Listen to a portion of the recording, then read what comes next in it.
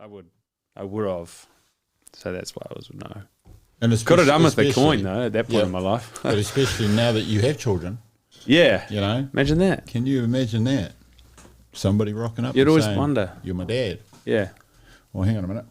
Yeah. Test. Yeah. Fuck you. Oh damn. No. Not brought up as, but totally sorry, different life. I thought you didn't want to hear me. No, I do. Totally different. I do, bro. Not always. No. Bro. Yeah. Shush. How old are they, bro? Your kids? We got Evie's 5, just turned 5. Jackson's 3.5, just over 3.5 now. Wow. Yep. Yeah, so he's 3.5. Yeah, it's full on. Evie loves school. Very different them, like the boy and the girl. How is the when you look at the ages and Jackson's a boy, hard boy. Like he just wants to destroy everything, distracted easily. Just everything you can imagine. Yep. Kick the ball here, throw that over there, jump on the tramp here, on the skate, dig a hole. Evie's wants to sit down, draw, write, loves music, will dance around the lounge all afternoon. Yeah. So they're very different, but they're like two best buds. They'll sit on the couch and like just chill together sometimes, and they just like, that's the perfect, Yep. It's perfect little siblings really, because they have their own thing, but they do.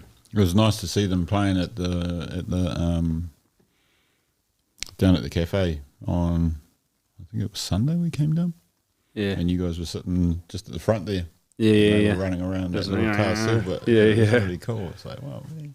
They're getting old, eh? Right up until our dog did a fucking nana and had a big fight. Oh yeah. I saw that. I saw the dog fight. I love that. Dog fight. Did you promote one, right? Oh, yeah, totally. Yeah, I saw that. It was on. There was 3 dogs, maybe, was it? Yeah. Well, there was Nadilka's Marks. But this lady that had come over and sat down and had a coffee with us, and she had a dog that was on heat. Oh, fair enough. Just crossed over Esme, and Esme went, what the fuck? Wanted a bit of action. Yeah, had the ear in the mouth and everything. Oh. It was like, holy shit. It happens. Cooler than jam nights, no? Yeah. No, you get the locals fighting, not the dogs. No. Man, have you had to deal with some situations at the restaurant at that level? Not really. Never. Good. There was one scenario, and it was a young guy that I kicked out on a New Year's or something, and he was just a pest, and he was being annoying and threatening to fight everyone, and then his last words to me, I'm going to go get my slug gun and come back and shoot you. Wow. And I just stood there. I was like, okay, mate, what do you think's going to happen after that? And then I never saw him again. Disappeared off. A slug gun. Yeah, I was like, Awesome. that's only going to make it worse. Yep. Yeah. Because that's the thing, like you're selling alcohol, and you know what happens, but you're trying your best to keep that level. And there's so many legislations in the country that you would get in big trouble. I guess it's probably one of the biggest things for you. Yeah, to pay alcohol. attention to. Yeah, definitely. Especially when it's a restaurant. It's not a problem day to day. It's only when we have those gigs or those events where you have to sort of focus, keep an eye on people, and control people if you have to. Sit them down, give them a drink of water, things like that. People do. Really, after all of the events we've had tiny little scenarios that could have got worse, but they were controlled real quick. So, and there's just good people.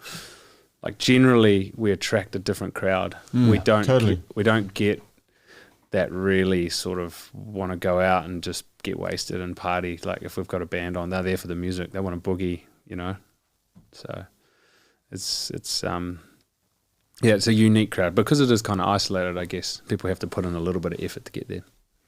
Or organise something. We've got the van going and shuttles and stuff like that. Get everyone home safe, but it's always the beginning and the end. Yeah. Man, we're talking about Luke's Kitchen for the people listening who probably haven't been to. Such an opportunity to come to the Coromandel this summer and visit one of the most iconic restaurants in the Coromandel. Can you take me through the journey? Did you envision Luke's as what it is now? How was the start? Oh, definitely not. No, it was just a bit of a throw together. It was Dad. Dad always thought that spot there was going to be destined for something more than a garage. And it was quite social anyway. Like he said, it was hard to work because people were always popping in and having beers after work or whatever. So he had a couple of people tried before me and it didn't quite work, but on that spot. And then I'd been cooking, I'd done my chefing, and I'd travelled, and then put a caravan on there. Dad did, and then started the ball rolling. And I think the locals, it was Nadalka and Mark and a couple of locals that named it Luke's Kitchen because I hadn't named it. It wasn't Luke's official. Kitchen. And I was actually there filling out my health and safety form. I was like, oh man, what do I call this thing? Like, I have to put something on this? And they said, oh, Luke's Kitchen, and then there it is. So yeah, and then it's grown. What were you selling in the caravan? What was the thing? The first year, far out.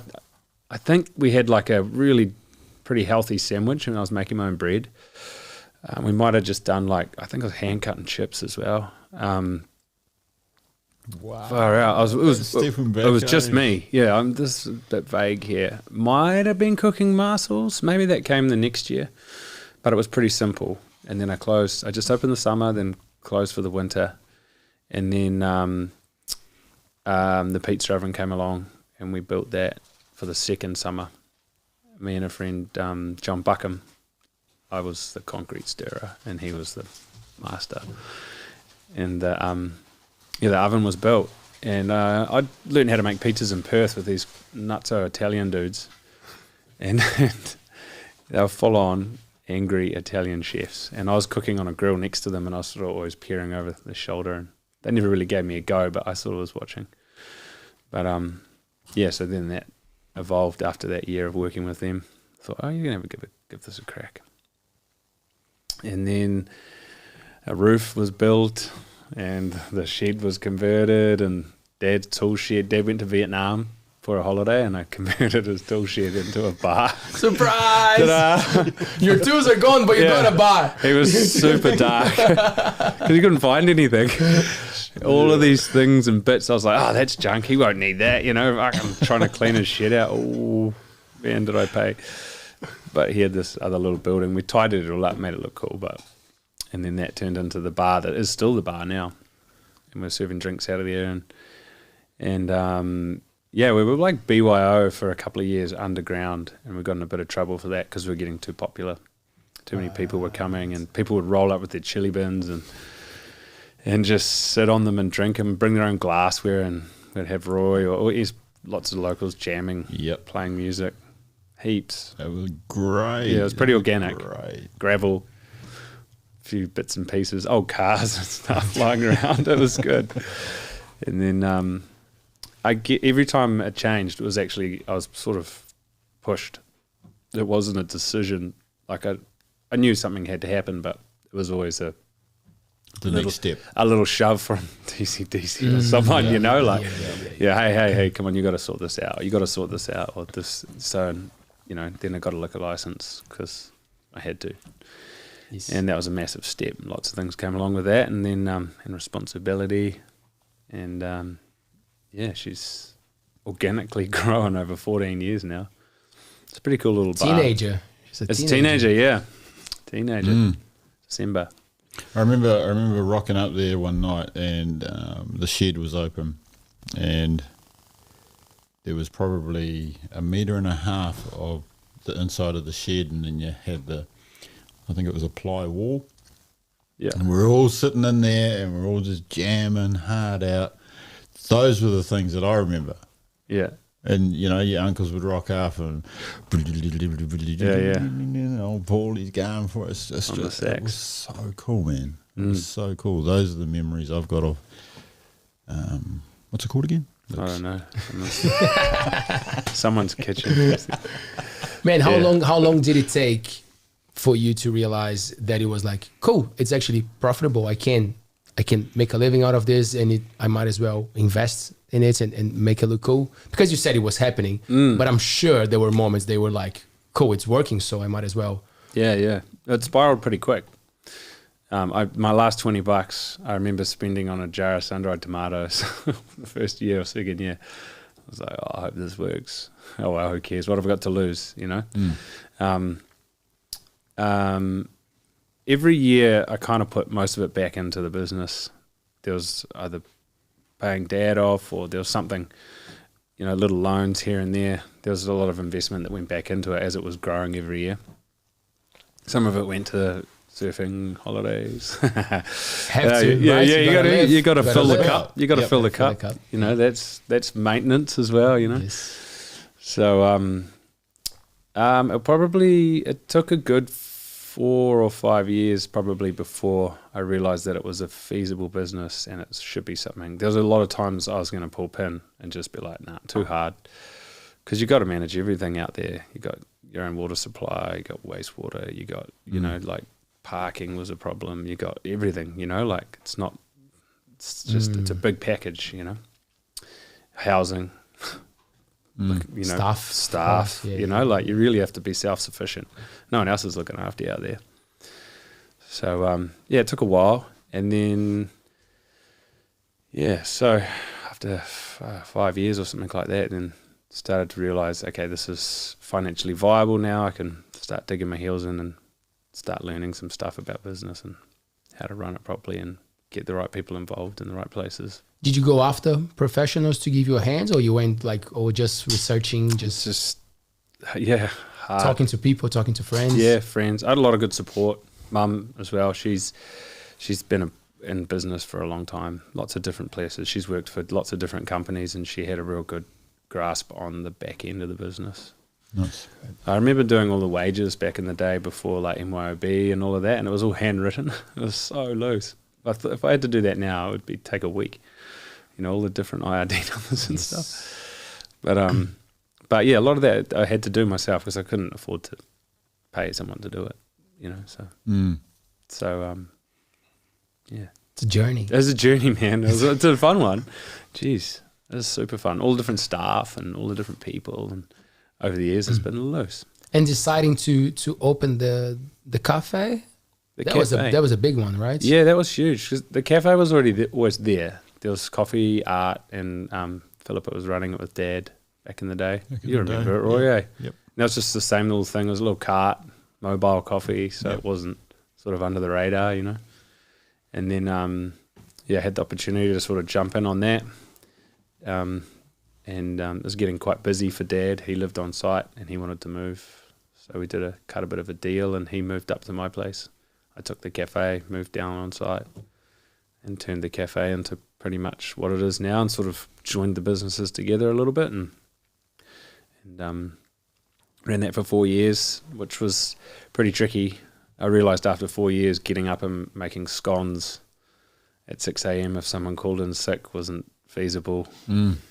To then work a shift right through till 11 o'clock at night for scones and muffins or whatever you had to do. So I flagged that one, and that one, it's a brother-sister business. They seem like they're one, but they run alongside pretty nicely. Yep. Do you remember all those steps, Roy? So I'm originally from Whangapā, but travelling through Kuaotunu, I actually jumped in my waka one day and never went back. Moved up the valley. Yeah. We gotcha. But yeah, seeing the growth of... I remember I came across with my mother one day, and we got a flat tyre. And we rocked in there, and there was an old boy in there that used to work in the garage, and Mum sort of went, "Oh, do you want to go and ask him if he can fix our tyre?" And I remember he's a wiry, big bloke. And I walked over and I says, we got a flat on our car. "Oh, have you? Got a flatty?" Yeah. Yeah. "Bring it over here, mate. We'll have a look at it." Yeah, but he fixed it. And then we hear these stories later on, and years go by, and we hear these stories of how miners rocked up and they wanted new tyres because people slashed them, and he was like, "Fuck off." Yeah. Martin Hodge, eh? That's him. Martin Hodge, yeah. He was a tough dude. We found some of his tools, like over the years, in walls of the cafe and stuff. And there was this one, and it was like a cleaver axe with a bent hook. I had it hanging in a tree there for years, and it was huge. And apparently he used to make these tools for Gwen, who was his partner, to chop up pigs or whole animals, you know, and like they cook these things, you know. So he's he's a loose guy, yeah. But Mum, he loved Mum. Yeah, you know, he said, come on, and have a cup of tea, and it's like. Yeah, I think it was hit and miss, the stories that I've heard of. Yeah. Man, we got some people tuning in, which is pretty cool. So the live chat is alive. Yeah. Natikahu, Watching. also known as Pan Badass. Shout out, bro. He's asking, hey, Luke, what was the initial startup cost? Nice. Oh, back then. Back in the day, eh? Back in the day. $20. Don't get into hospo, bro. Don't do it. Don't do it. It was a caravan. It was a food caravan. And we pretty much rolled it in. And food was pretty cheap back then. You know, it wasn't a huge outlay, and I was keeping it on the bones of its ass. Like, I struggled to find suppliers because I was the first little restaurant in Kuaotunu. No one gave me credit. I didn't have any like invoices or history with any other food suppliers, so no one would actually set me up an account. It was really hard. And then one rep gave me a chance from one of the food suppliers, and then it sort of was one of the best things he did. We were one of his the biggest supplier of that food product. We would go through more than any other restaurant in the Coromandel there for quite a few years. So he took a gamble and it paid off. But sorry, distracted. Total cost back then pretty minimal. I think it was well under 50 grand with the caravan involved and everything like that. But if you had to start again today, I don't even know how to put a number on that.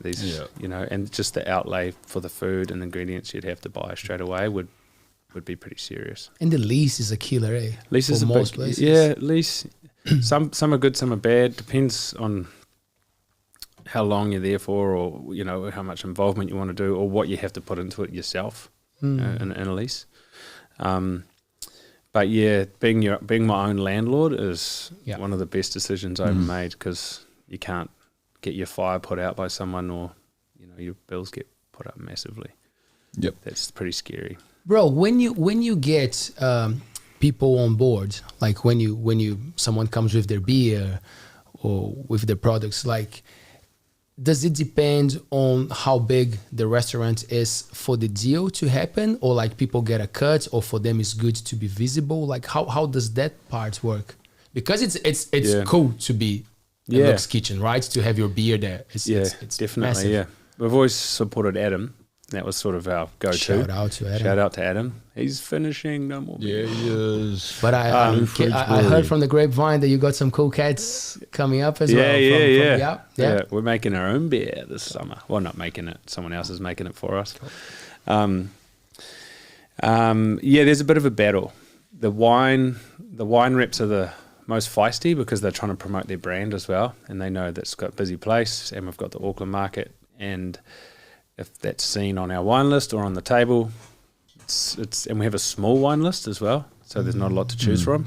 So they know if they get on there, they're going to go through some serious volume, and that's what they want. So they'll cut us a good deal, but we have to buy bulk. It's not case by case. So we have to back ourselves as well and go, okay, that's a good wine. We're going to sell this. It's a glass pour. Give us a pallet of that pre-Christmas, and it sits there till end of January, but we sell it, and then they'll normally offset the bill for a month or something like that, you know, until you've sold it generally. But it's definitely a few little wineries have done pretty well over the years, promotion and stuff, and some wines like our rosé and that just stay because people love them. It's their little iconic thing. You change things around it. But same with craft beers. Craft beers have had that huge boom. Garage Project, Epic, Lee Sawmill. There's some really cool New Zealand brands out there that we've always supported and stuck to. That's Wellington, eh? Garage Project? Garage Project, yeah. Lee's up north. Epic, Hamilton, I think. Good George. cider companies. We're so lucky in New Zealand. We've got so many good brands. And it's quality stuff. You know? So how many suppliers would be supplying Luke's Kitchen at the moment? Quite a few. There'd be 4 food suppliers. Auckland, Tauranga, Hamilton? Yeah, all come from, mostly Tauranga, Hamilton, not many from Auckland. And then heaps of alcohol drink suppliers. I couldn't even count that at the moment. Probably more than 15, food 20, suppliers. more than food. Yeah, because they all have a little, if you go with one company, they sort of will have one good cheap item and then they'll sting you for the rest. So you got to shop around a little bit, you know. Yeah.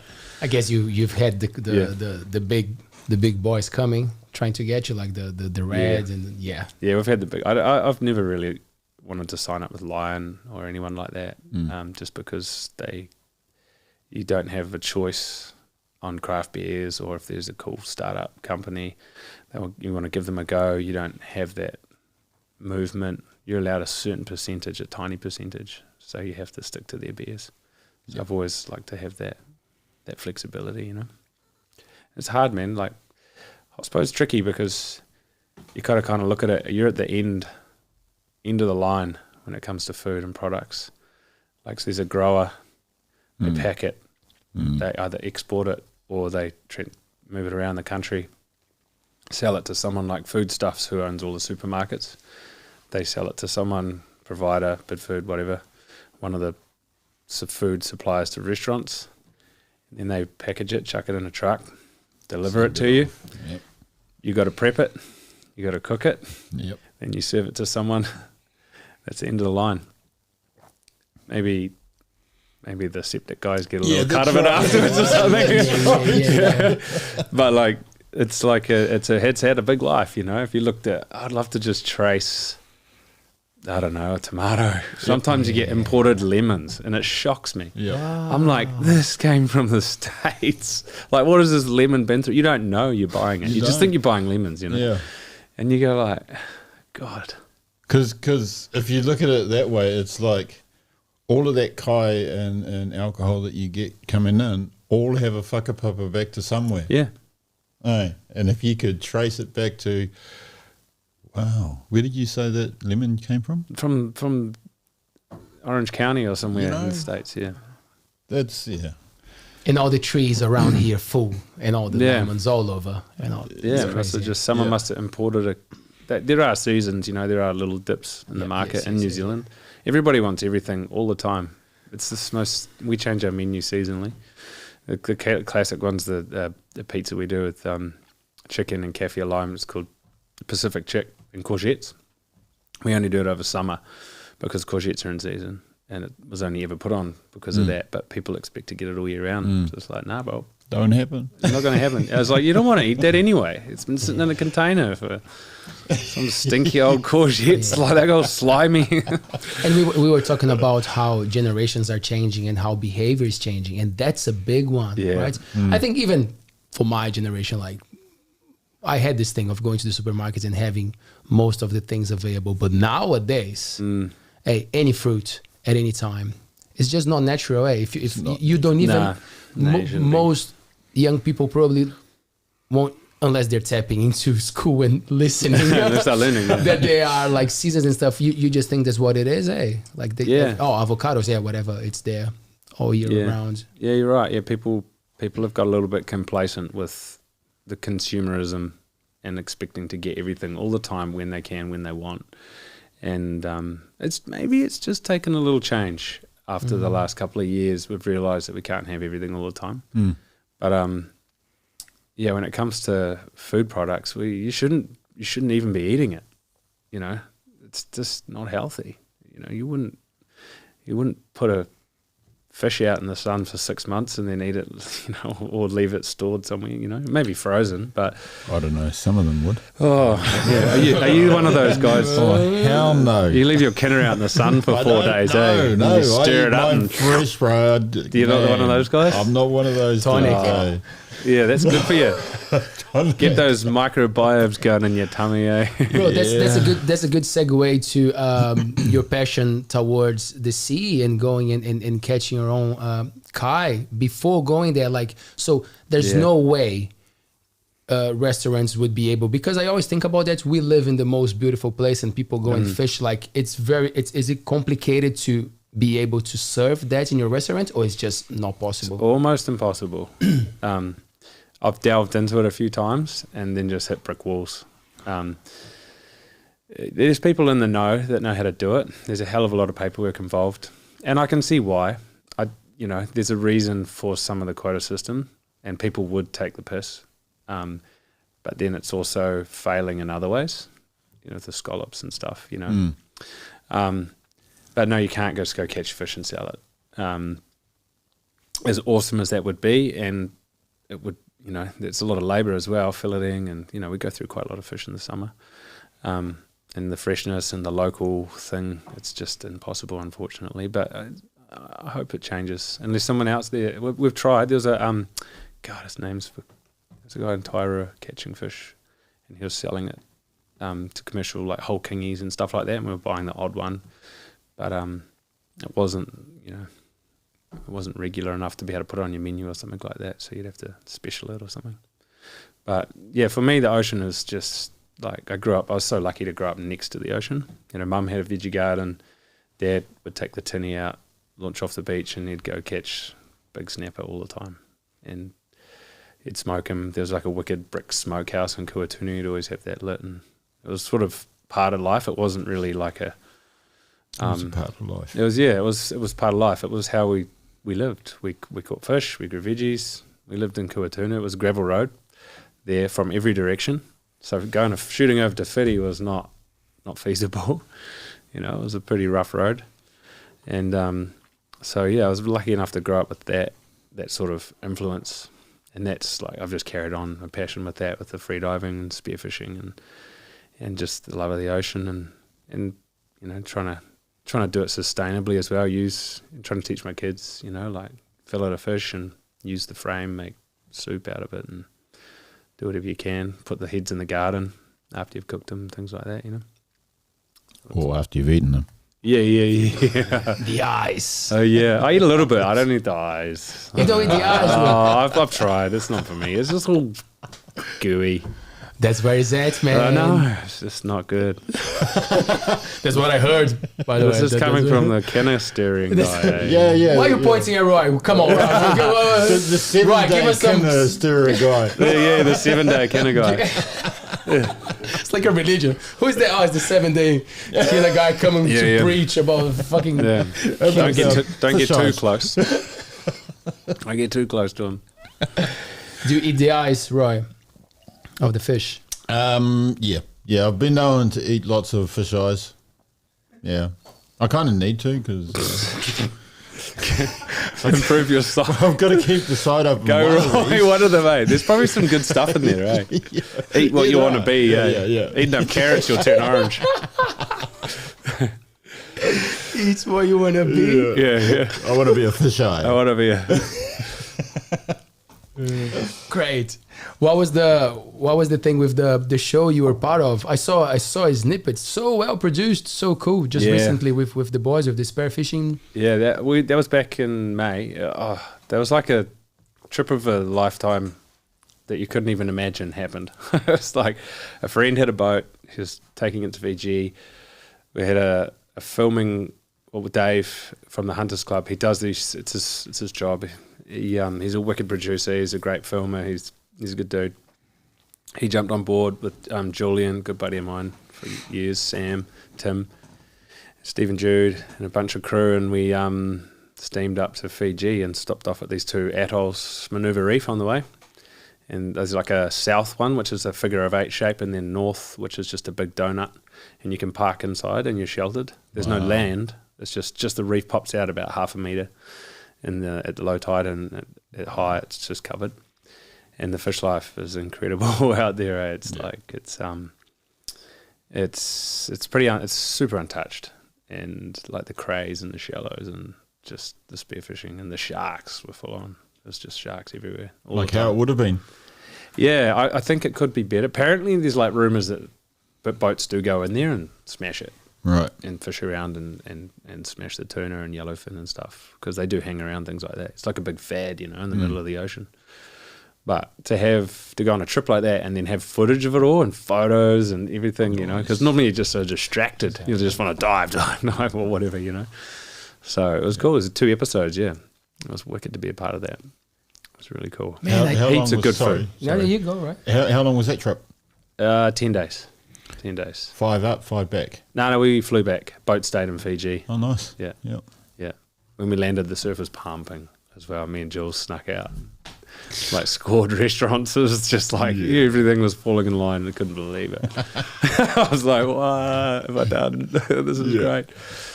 Back home to the rain. Paradise, eh? Paradise. I was hunting pretty hard online, when the yachts for sale in Fiji. Man, I didn't even remember about this before the show, but now that you mentioned, you had that video that went viral, with the orca. It still goes around, bro. Of course. There's like all these different edited versions now, like a Scottish voiceover, or like there's another one that's like they dubbed saving you. they've like clipped all these other things together. I get tagged in them randomly all the time. Still goes around. So for the people who haven't seen it, what happened? Paddleboarding. I shot out. I knew they were there. I shot out around here in Kuaotunu, Kuaotunu, and jumped on my paddleboard, threw my GoPro in my pocket, and just went out. And they were sort of playing around me, and it actually surfaced and quite close the first time, and then I got my camera out and then filmed it. The second time it came up, and it like bit the back of my paddleboard like ever so slightly, and just enough to give me a fright, and then it just took off. But the footage is quite cool, and it sort of stuck. Yeah.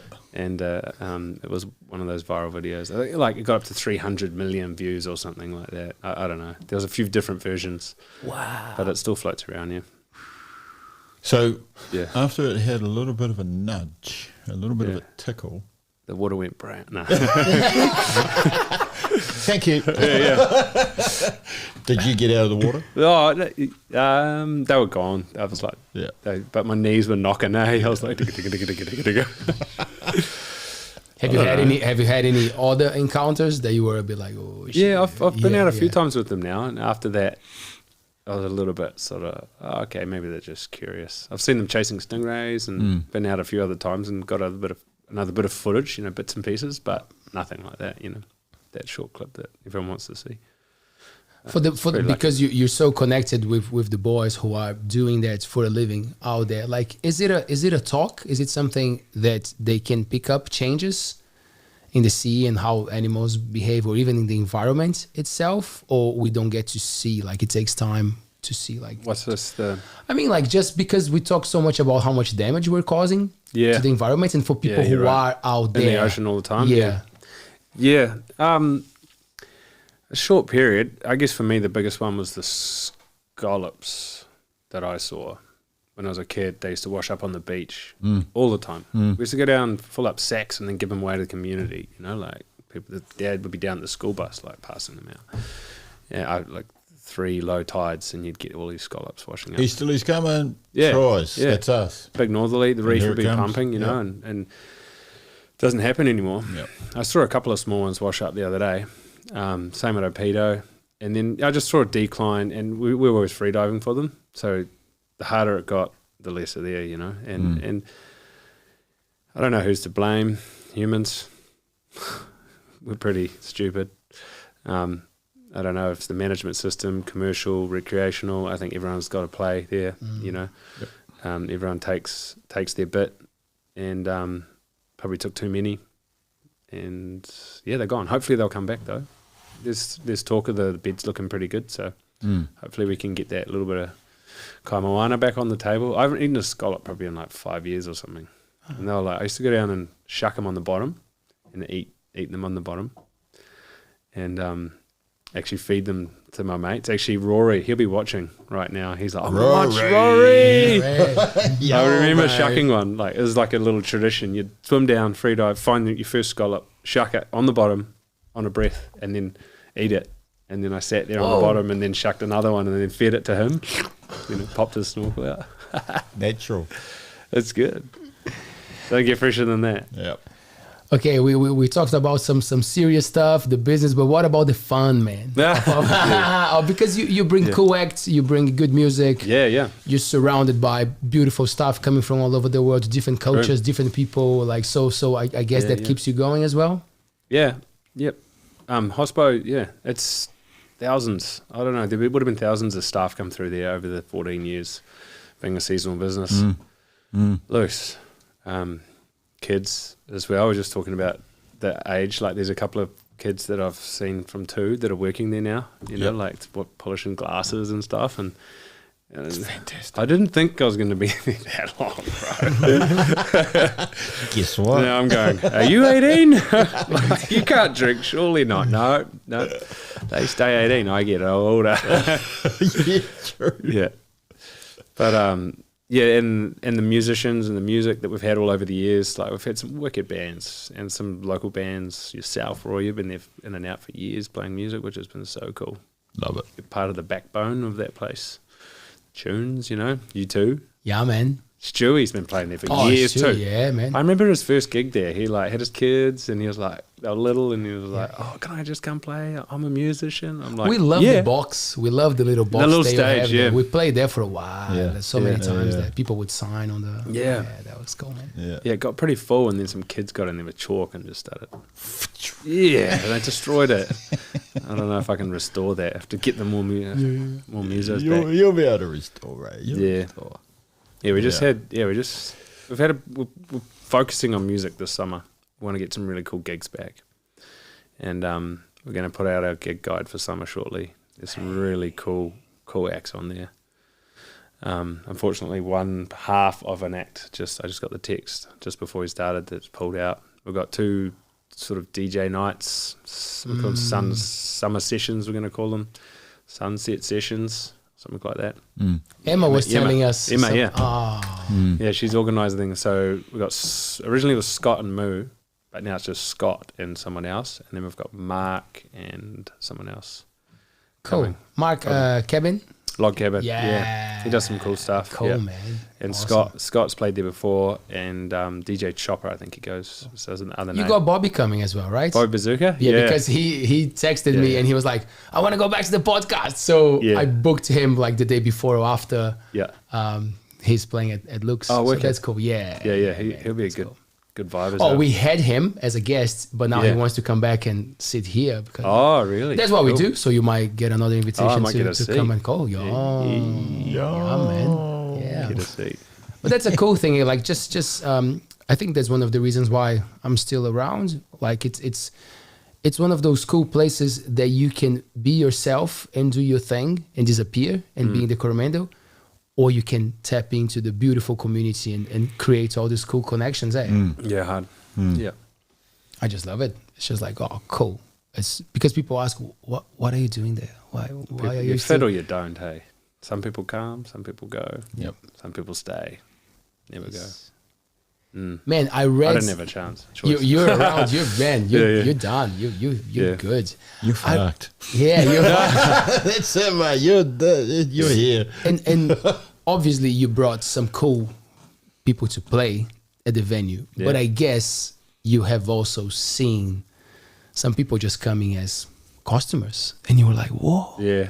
Have you Have you had some encounters? Or someone saying, "Is that the guy there?"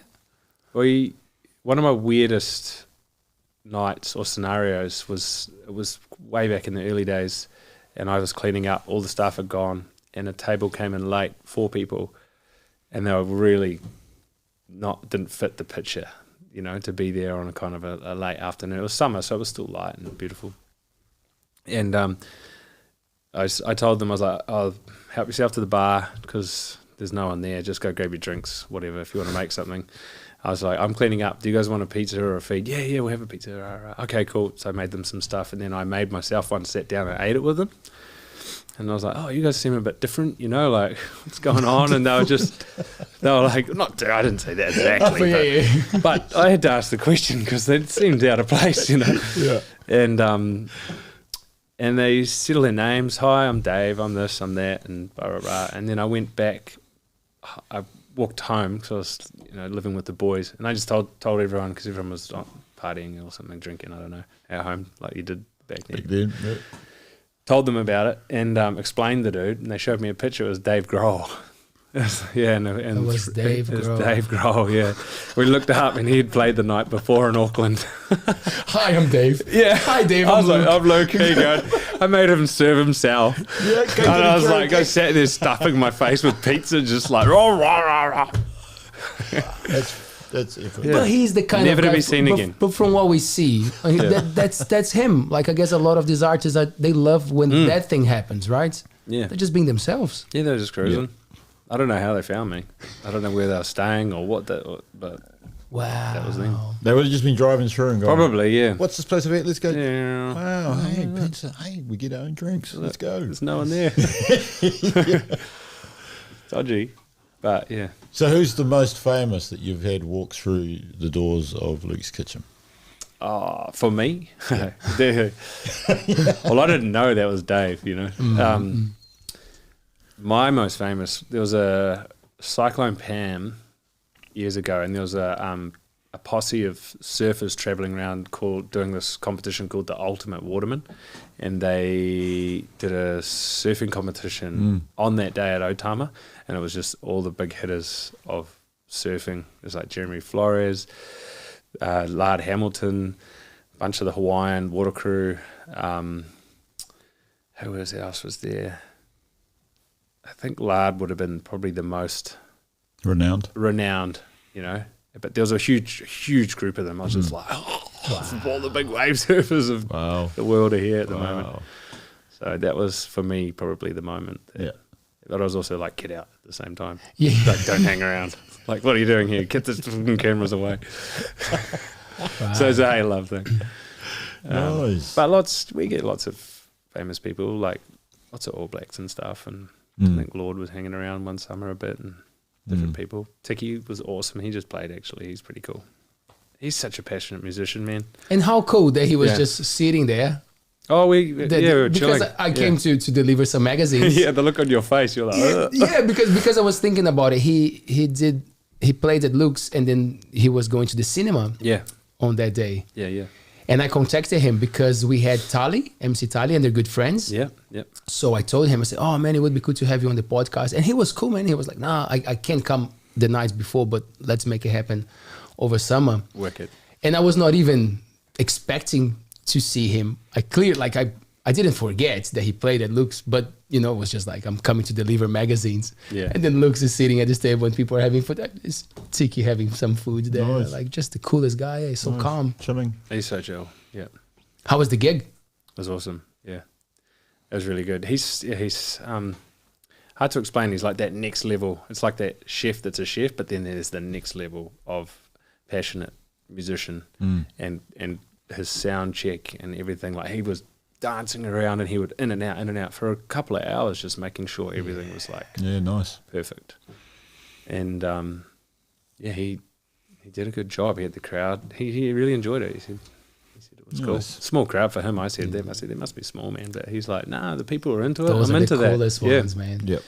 Yeah, he wants to come back and do he would call it like a little mini festival there.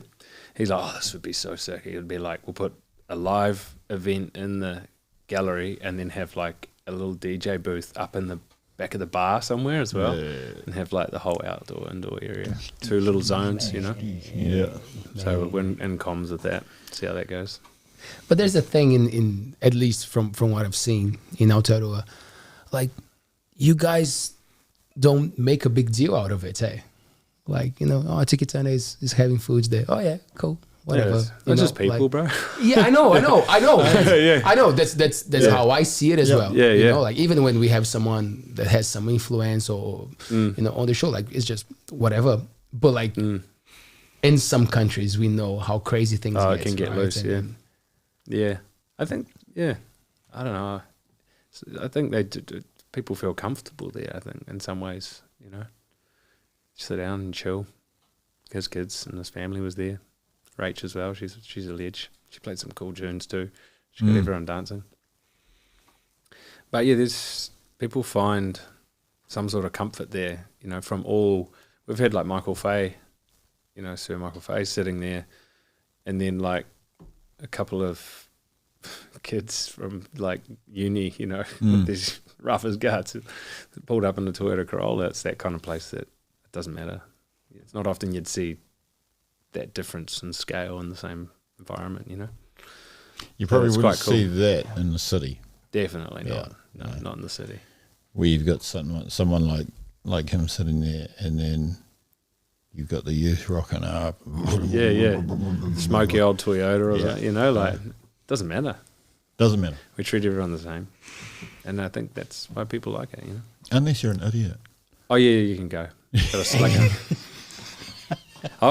I've told some people to, like, get out sometimes. Especially if they harass the staff. There's a line, and then if they cross it, I have no problem. Yeah. I want to talk to the manager. But you're fucking talking to him. Yeah, come on. Yeah. And sorry. Yeah, and that's part of it. Hey, being owner manager.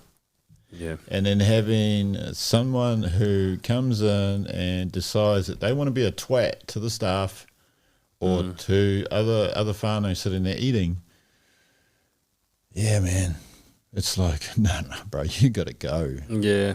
You got to get out of here. They don't belong there, eh? Yeah. Come back when you're sober or not. Yeah. Or actually have a drink. You know, maybe you've got this wrong, buddy. Yeah. Just loosen up. But yeah. What about the traveling, Luke? You've been to some cool places, eh? Yeah, bro. I lived in Samoa, Queenstown. I think my first travels was Queenstown, and lived and worked there. Didn't work that much. In your bio, it says that you partied more. Yeah. You're being cool now because you're live, but I read the bio. I just don't copy and paste it, man. I read the bio, bro. So I kind of worked. Had a mean house. Didn't snowboard very much either, and just partied. It was like the last year of the 24-hour license. You'd like, oh man, it's a hospo life, you know. Like you'd finish work at 11, you'd go out and see my other mates at bars who were mostly bartenders, and then they'd slide you a drink. And then the next thing you know, another one, then someone else is there, and then next thing you know, it's 9 o'clock in the morning. Yeah. You know, here we go again. Go home, have a little nap, back to work at 11 or something, you know. So, Queenstown, that was a good time. Samoa was awesome. I was running a resort there, a kitchen. I had to learn the language because no one could speak English, so I had to learn on my feet. I didn't go in as a head chef role or anything, but sort of just fell that way with staff leaving and stuff, and I had all these labels everywhere, you know, with all the different. It's really similar to Māori though, so it's quite easy to pick up for me. Yeah, you know, like nice. Going to Te Ringa school. Got some invitations in Samoa, and got some. Oh, yeah, you're gonna ring it up. I think we got that. Probably we got at the start of the show. It was wicked. It was like an American lady that was running it. I had some challenges there too, though, like fitting in and working and being like, I was there with a buddy Billy, and but the cultural difference, you know, like the separation, that line that you can sort of never cross. They'll be your mates, but there's always that little bit of all right, you know. But do you want me to tell that story? Yeah, again? please. Now that you asked so politely. How do you even start that story? Must say, it should be shared because it's a cool story. Yeah. Well, I was working tour guiding as well, so I wasn't stuck in the kitchen, fishing, whatever. Yeah. And there was an American couple there. They were probably, I don't know, late 20s, maybe early 30s, maybe. And how old were you, bro? I was 19. I was quite young. Yes. And got to know these guys. There was only 30 guests on the resort, so you could sort of, you know, you're having drinks with them and stuff. And then I don't know how the conversation came up, but they straight up asked me to go back to America with them because they couldn't have kids because he couldn't get the job done, I guess. I don't know how you say that politely. You just did. You just did it, yeah. There you go. And asked if I could be the sperm donor, but I couldn't do it from Samoa. I had to fly to the States and do it, and then be the dad, I guess, or the donor. But then I didn't, because I couldn't handle the thought of another, like half child or something out there, you know. You know, like I think it would sort of eat you up a little bit at night, or you'd want to get him. I don't know. I just didn't agree with it. So, but what an invitation! What a wicked 19-year-olds, 19 years old, 19 years old, yeah. And you know what? Yeah, they were cool people, and hopefully that worked out for them. But you know, in hindsight, I think I made the right decision. Yeah. You know, would you take it, Roy? Would you do it, Roy? Would I do it? No. Would I do it? Okay, so you guys already know the answer to this, because we had this corridor like 15, 16 years ago. No. Yeah. I probably wouldn't. No, I wouldn't. For me, it would be the same. It'd be like playing in the back of the head. My child's out there. Yeah. Somewhere. My child is out there, and they gave me money for that, and it's like, doesn't seem right. It doesn't seem right. Nah. Would you, bro? Well, I'm putting myself in the shoes of the person who cannot have it. You know, that's what I was thinking. I'm like, imagine if I could not, and I would have to ask someone to do that. You know, like it would mean the world for me to raise a child, and I would be very grateful for the person who would accept it. I'm not saying that I would think about it, but I'm just thinking, imagine how many people cannot. Must be hard. True, Must be a hard case. Yeah. You know, so yeah, I guess there are different moments in life and different mindsets to it. Yeah. Some people are very precious about whānau and what it represents. And I guess some people are just more like, that's what humans do, you know? Like that's what we do. We procreate and reproduce, man. Yeah. But definitely a hard one to have in the back of your mind. Yeah, you can. Am I gonna bump into this child one day? Like what is it gonna be? Yeah, would it know? You know. And what's stopping them from rocking up when they're 32 and saying, "Dad"? Yeah. Because you want to know, right? If you learn a story about your life, you might be interested in. Might not even know. To be fair, I think I was similar looking to the dude, to be father. Right. It was like dark hair, we're about the same height, blue eyes, sort of. So I don't know if it was along that angle. I don't know, but didn't do it. Pretty mean offer, bro. Yeah, I was flattered at the time, and it took me a couple of days to decide. And my buddy was like, "Do it, man, do it." I was like, "No, I'm not taking advice from you, bro. You're running from the law right now."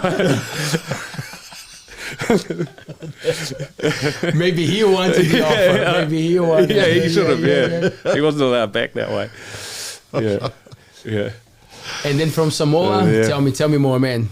More cool places. Cool. Oh, Indonesia was wicked. I went in and out of there. Surfing, traveling, meeting people. Went to some wicked places. West Java was one of the coolest. It was so remote, so in the middle of nowhere. And we found this wave that hadn't necessarily been discovered through this national park, and these scooters that should have been riding on these dirt tracks. And it's probably one of the best of them always in Indonesia, but it's been dealt to them that way. Like they've all they know is banana leaves, and they're used to throwing them on the fire, or it decomposes, and then all of a sudden plastic starts getting thrown at them, and it's just how they know. You can't blame a whole culture for changing, not knowing and not understanding until they're actually educated, which is happening now. There's a huge effort in Indonesia especially that to clean up that plastic problem. But but the way that they live, everyone's happy. Like there's no problems. As humans, we've kind of all got the same ethics in some way or another. We want to be happy. We want food. We want our family to be happy, no matter what you've got. How big your house is or how small it is. We all sort of come back to the same thing, really. If there's an apocalypse or something, I don't know. So it's just different standards, I guess. Of it. But through Indonesia, I think the biggest problems is in the cities, really, when you get to see people that are trapped there. But on the outer skirts, everyone's living a great life. I wouldn't mind having a crack at that, to be honest. You know, living off the land, and it's kind of like a little bit like my childhood with it was essentially living off the land, but we had power. We had a coal range which I actually just took out of our old house. So that heated our water and cooked our food, and what do you really need? Become pretty consumerism. We consume a lot, and it's creating problems, And Roy, especially for you, dealing and helping, supporting whānau and young people, do you have those internal chats and questions sometimes of like, we live in this space, how can we maximize like the time and the way that these kids are making use of this? Because it is a good space to grow up, isn't it? Like we are very lucky to be here, right? But then, Coromandel is like. But then you're still dealing with, Yep. So I've been in the back of my head. I've had this idea of we have a wonderful, beautiful lady who lives next door to us. Lala Coffee, you know who. And Naduka has put together a collection of kai for whānau in need, So I pick it up every Wednesday. And then I bring it into town and bundle it up and I hand it to a whānau. Okay. I'm thinking of things like if they had vegetables, the seedlings, to plant, they could plant them. If they had the flour, the yeast, they could make their bread. So if they had a fishing line, they could teach their children to go down and catch ika, And I think that to be able to teach your children, especially in a place like this, haramai, let's go down and we'll go down the beach. What are you going to do? Throw this out. And to be able to catch a fish and say, you just caught dinner. Yeah. And to be able to dig in the sand and pull out pipi and cockle and say, you've just got a meal. Go home, cook up some rice, put a piece of tin out, light a fire and eat, I think we are living in a beautiful place to be able to do that. And I reckon the more people share that with their children, the better. Definitely. This place will be. It's there, on the doorstep. Yep, totally. It's just education. And it is. It's right there on our doorstep. Yeah. Can be done. But it's a world that makes everything easier for us to just go and grab something from the supermarket. Yeah, that's the problem. And then you get the adults as well, because for the adults, I never forget, I saw this documentary in America, this black guy, and he was saying he does those gardens on top of buildings, big buildings in the city. Green spaces and that. And he was saying, like the idea is great, and we get TV coming, like we get beautiful people coming and supporting, but the black people that I want to come here and be part of this because I'm targeting them, they connect with slavery times and all that shit. Like, so for them, when I say we gotta go and grow our foods because that's freedom, they still connect with something. Oh, wow. Those things like that. Sometimes just the concept Working of something working for the man. Like, why would I do that? I can just go and grab it. And you're like, nah, that's capitalize it. It's the opposite. Yeah.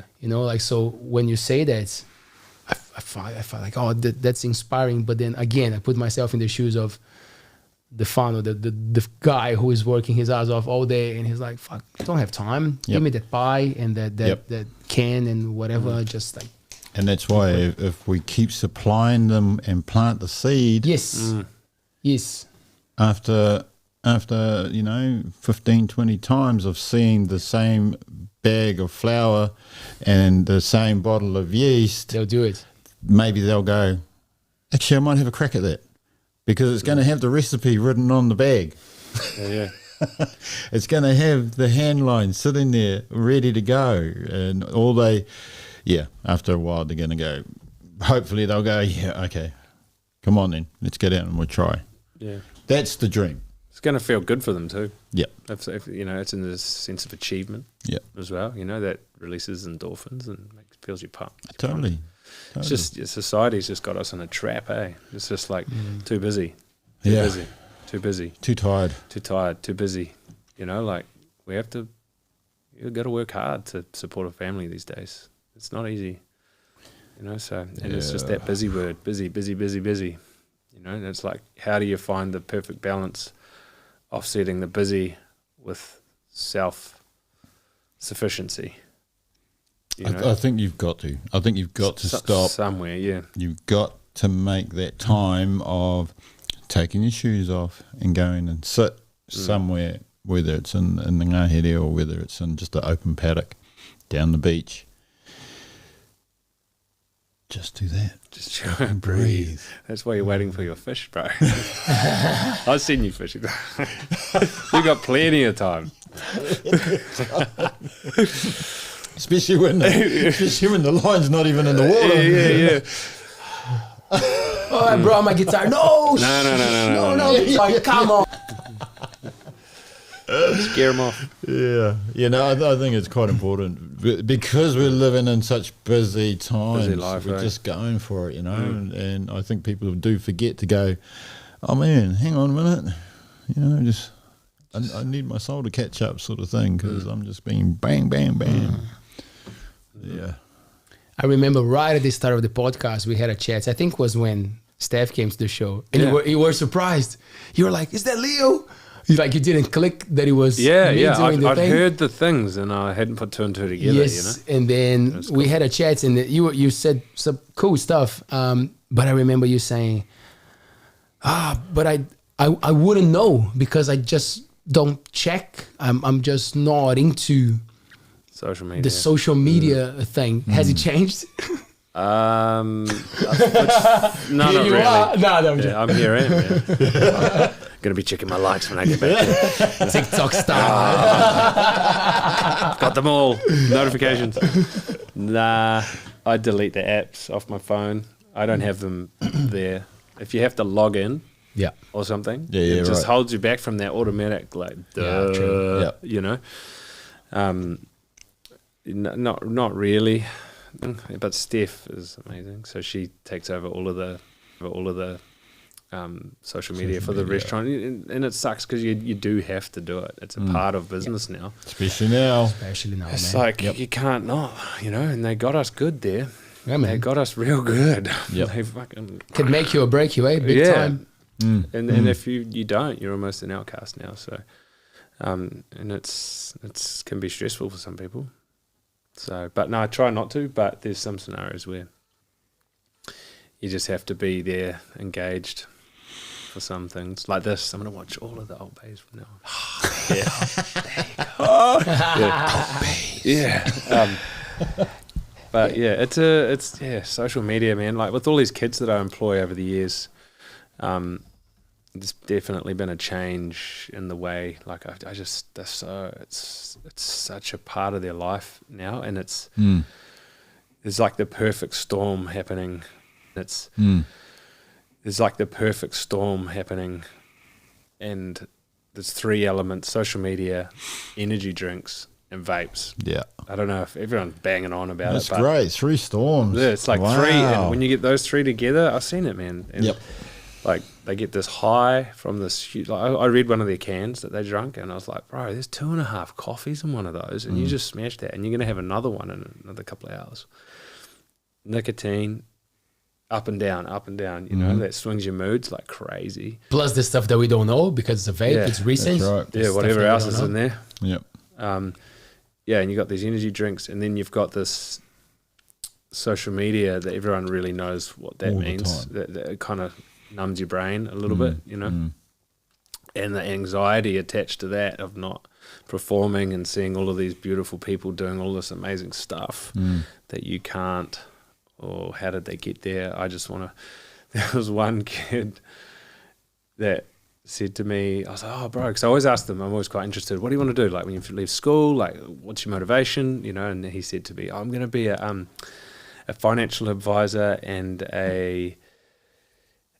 play with shares and spend other people's money. And I was like, wicked. Wow. And I was like, what does GST mean? And he goes, I don't know. I was like, oh, bro, you better sharpen up on that real quick if you're going to be spending other people's money. He's like, oh, okay. I mean, wicked. Get out there and do it. But there's this... know the game you play. Yeah, like it's I don't know about school, but I know when I was at school, I was not very smart. You know, like I banged along. You know, I wasn't super clever. Yeah. I'm quite dyslexic. So reading, spelling, everything was shocking for me. But practical stuff, I was okay. Yeah, hands-on. Hands-on. I like doing things. I like feeling, you know, like I failed UE. But I love the cooking side of it. That's kind of what sort of kept me... Drew you into it. Yeah, no, sort of just kind of kept me going, you know. But I don't know. I just, they're not all kids. There's some really cool, motivated ones out there that are coming through. Yep. But there's just seemed to be, over the last 14 years, I'm just seeing these trends of a little bit of confusion there, you know, or an expectation. Not only that, you've got COVID on top of that. Yeah, bro. Yeah. You know, you've got, no, we can't go out. Yes, we can go out. No, you're not allowed there. Yes, you can go there. This is good. This isn't whatever. Yeah. It was good yesterday. It's not anymore. Yeah, the social thing as well. Like, people need to see people and interact and learn, and they've been shut off for ages. And it sort of rolled on, you know. But, I don't know. But, we're all hoping for a good summer with a lot of social connections and more people coming in. Let people get together, you know, like just push it. Human interaction is a healthy thing, you know. Whether it's a good one or a bad one, you're going to learn something, you know. That's right. Pretty quick. You're going to, quick. Yeah. One thing I do like about what you've built over the years, bro, is that you do open your doors to the youth, the rangatahi in the community, and if you speak to most of the youth that, you know, I mean, I knew you when you were down here, bro, you know, it's like, and now I'm seeing my mates' children going through the kitchens, and it's like, every time I go up and say to them, oh man, you working in the kitchen this year? You coming in summer? Oh, yeah, it's going to be real cool. And it's like, cool, man, you're on the vibe. Yeah. I think that if the staff that you've had and have and probably will have are always going to bring that energy to the venue, that spot, and it's like, man, it's a really nice place to just go and sit. I got to admit something though, come summertime, bro, we do not go down there. Fair enough, bro. I'd be doing the same. I'm stuck. If we want to order, we'll ring through and place an order. 3 hours before? Maximum 45, come on. 45? Look, but it's great.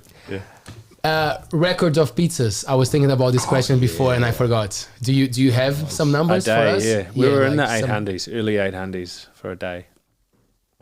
Wow. Yeah, like a big classic summer day. I think it was like the 1st or 2nd of January or something, and I think it was when there was a festival on, the New Year's Coro Classic, or the one that used to have just down here in the valley here. Yep. We just got pumped for a whole day. Yeah, it went right through to like 9:30 or something, 10 o'clock, still going. But up until COVID, that was starting to become a norm, eh? It was getting pretty normal, Yeah. It was. We just refined it. We're getting better at it. Yeah. I guess. Still taxing, still hard yakka. Sometimes I'll stand for like 12 hours a day in front of that oven in the summer. You can like drink as much as you want, not piss all day. Yeah. Just sit there all day, bro. Yeah. And you just, Roy, you've been behind there. You've made some pizzas. It's hot. It is hot. Yeah. Right in the middle of summer. Yeah, bro. You got a fire blast, and no one actually knows we've got our pants off, eh? Yeah. And all we've got is like just this beautiful little apron on. Sexy as, you know. Yes. It's like, but I was doing a dough, and so obviously one side of me got darker. because there's the oven right there, just cooking and over here is really, really chilled because the wind's coming this way and the heat's blasting this way. So I was like half dark and half, No, yeah, it was. It's pretty epic during summer, bro. It's a good. It's like your adrenaline's going. It's like Yeah, man. a run on a coffee, adrenaline, and water. Yeah, it's full on.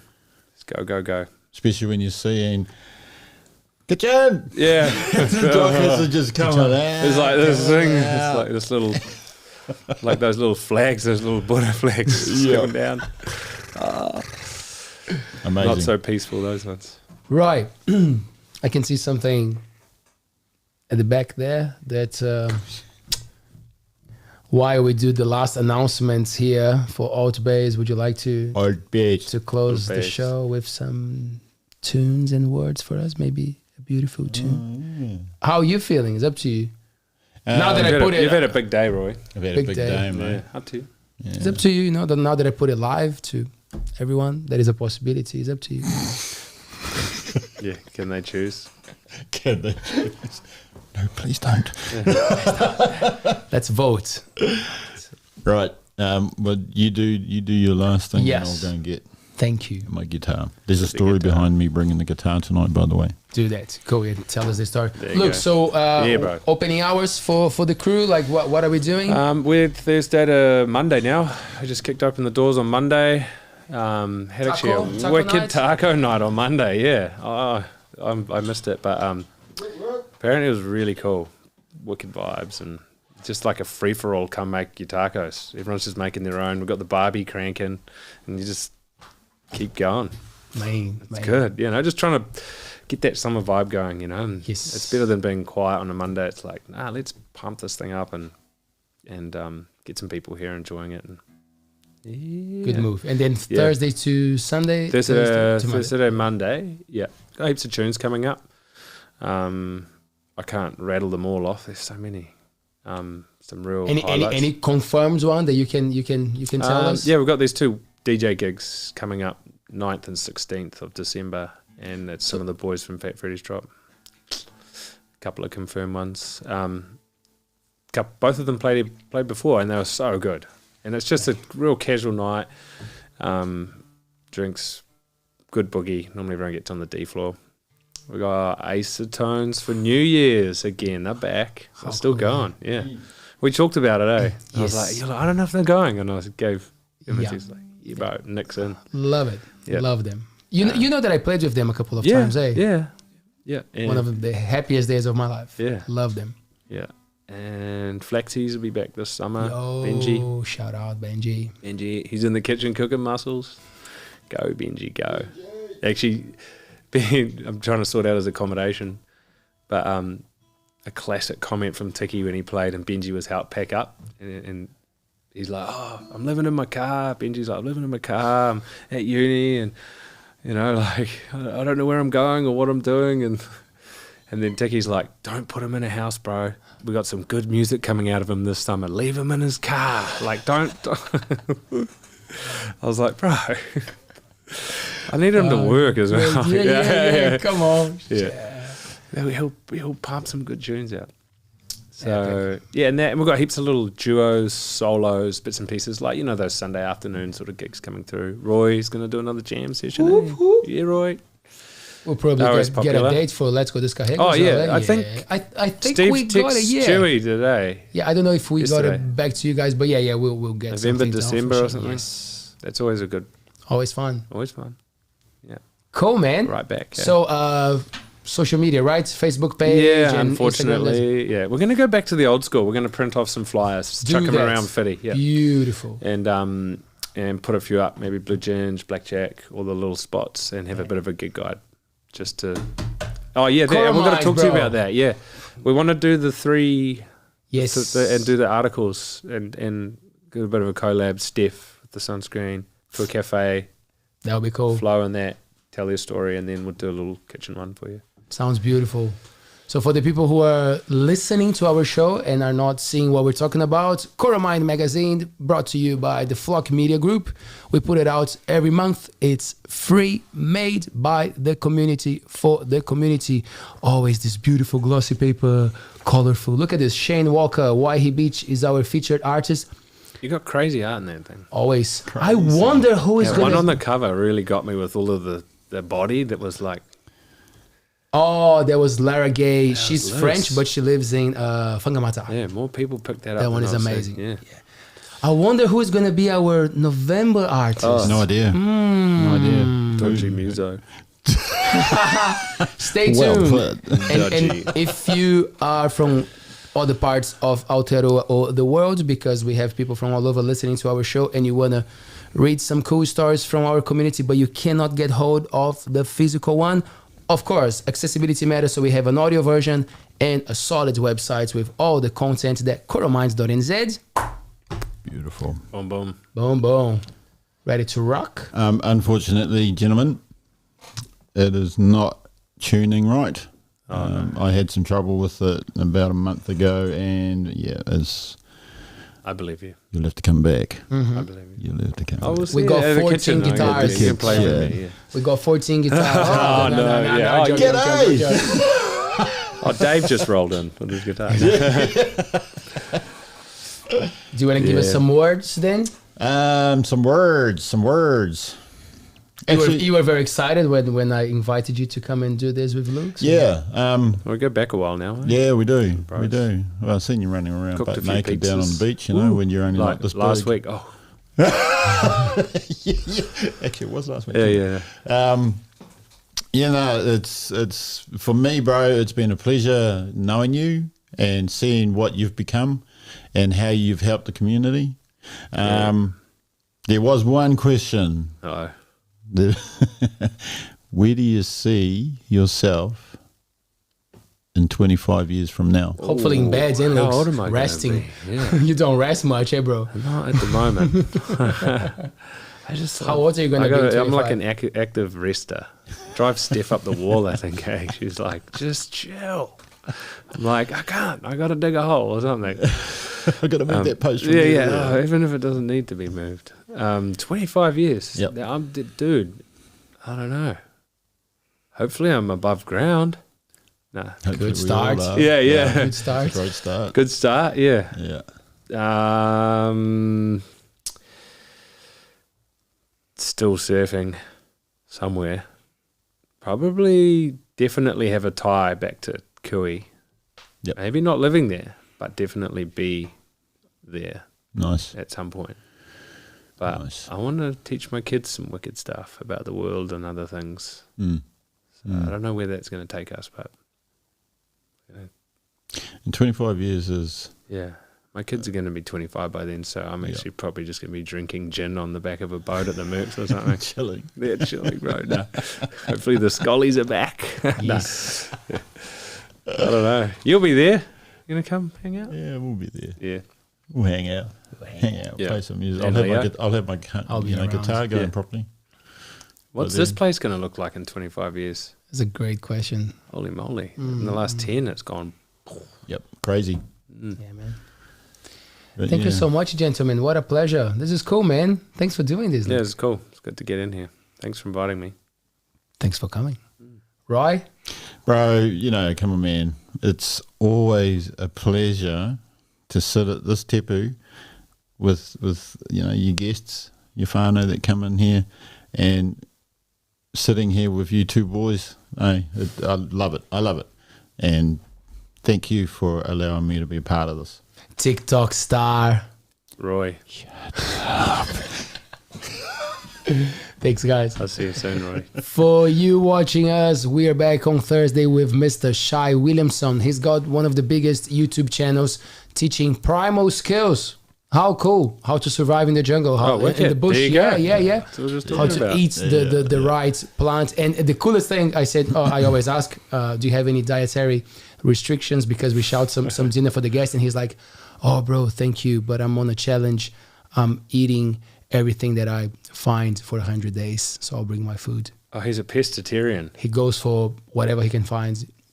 One of his biggest videos was like teaching how to cook possums, and he finds this wicked like berries in the bush, and he teaches which ones you should and should not. You know, hide your veggie garden when you see Yeah, man. Yeah, he'll find that for sure. And the rest. And the rest, yes. So that's Shai Williamson on Thursday. Sorry? Does that class the fridge? He found the fridge. I'll ask him. And what if it was out the back of Wrestle the back fridge. of the shack? Yeah. I'll ask him. Found this fridge in somebody's house. No, sorry, bro. I want to meet this guy. He's got a second channel of the squatting. Yeah, squatters. Bush, squatter. Well, great. So that's Thursday, 7 p.m. Excellent. And then we got some cool shows lining up as well. So stay tuned. It's going to be fun. It's always a good journey. Ka kite. Peace. Yeah, Roy.